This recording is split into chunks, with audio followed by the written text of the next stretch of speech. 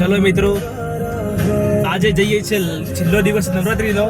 તો ભાઈ જોડે કિયા લઈને અમે ઉપડ્યા હિંમતનગર ખેલૈયામાં. જો આગળનો બ્લોગ ખેલૈયાના ખેલ.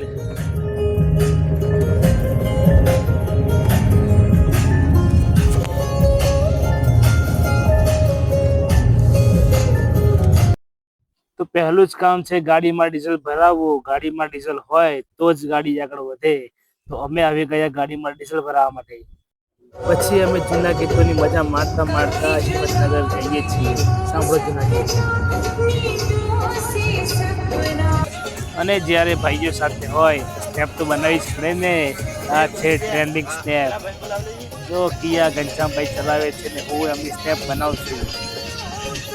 હા ઘનશ્યામભાઈ સ્ટાઇલ. પાછળ કુલ્લીભાઈ ફોન જુએ છે. ગીત સાંભળતા સાંભળતા ને મજા મારતા મારતા અમે પહોંચી ગયા છે હિંમતનગર. પછી ભાઈ મેં લીધી ડ્રાય ફ્રૂટ વાળી લચ્છી અને આ બંને વિચારે છે કે શું લઉં. આ છે હિંમતનગરની મહાકાળી માના મંદિરે ભરાવતી માંડવડી. અમે અહીંયા આવ્યા છીએ માંડવડી જોવા માટે.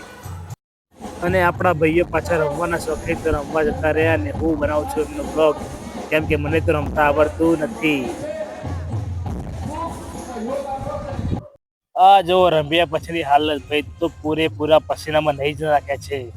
ઘનશ્યામભાઈ ફોન જોવે છે અને અમારા સાહિલભાઈ તો એ પણ ફોન જ જોવે છે. અરે ભાઈ નવરાત્રીમાં આજ તો ફોન ના જોવાય, ગરબા રમાય.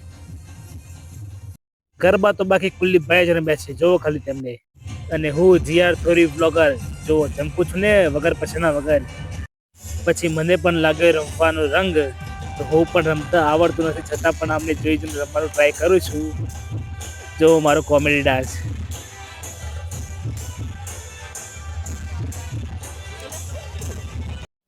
પછી આ ભાઈએ કંઈક એવું જ ગીત વગાડ્યું કે બધા રમતા રમતા ધોકા ફરી વળ્યા. મને તો રમતા આવડ્યું છે એવું સાઈડમાં બ્લોગ બનાવવા લાગ્યું. જો ખાલી આ પ્રોગ્રામ છે મોજ છે બાકી હા હિંમતનગરમાં.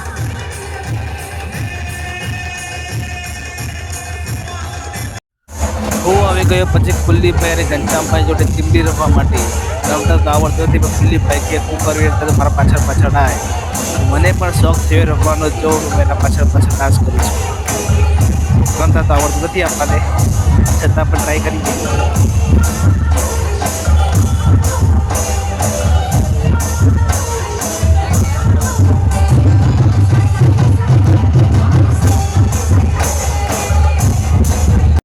રમ્યા પછી આપણે આવી ગયા રાતના 3 વાગે ઘરે હિંમતનગર થી.